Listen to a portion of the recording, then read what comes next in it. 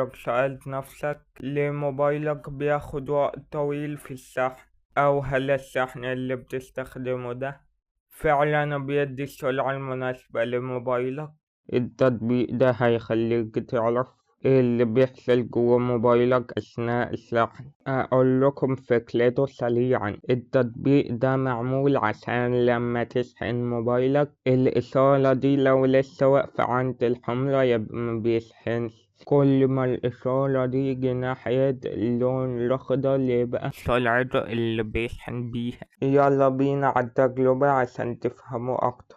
هو دلوقتي من غير ما أحطه في الشاحن عند العلامة الحمراء. بص، أول ما أحط الشاحن جا عند العلامة الخضراء، بسم الله ما شاء الله، يعني كده شحن سريع جدا وشحنه الأصلي. بص دلوقتي أنا فصلت الشاحن خالص وهغير راس الشاحن بعد ما كانت أصلية، هبدلها بلاش واحدة تانية ونشوف النتيجة. بصوا بقت أقل ازاي السرعة، مع العلم إن راس الشحن دي ماركتها مش معروفة، وكمان بتشحن بسرعة 12 واط. أما راس الشحن الأصلية بتاع الموبايل بتشحن بجدرة 18 واط. هي الراس دي سرعتها شغالة مش وحشة.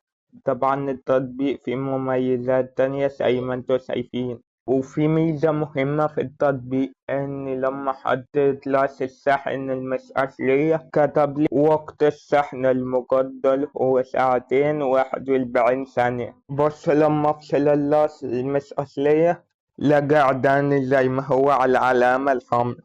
بص لما حطيت الراس الأصلية بتاعته العلامة زادت بقت 2000. بصوا الفرق السرعة بقت عاملة ازاي. وكمان وقت الشحن المقدر بقى 1:55 بدل ما كان 2 وحاجة في الراس المش أصلية.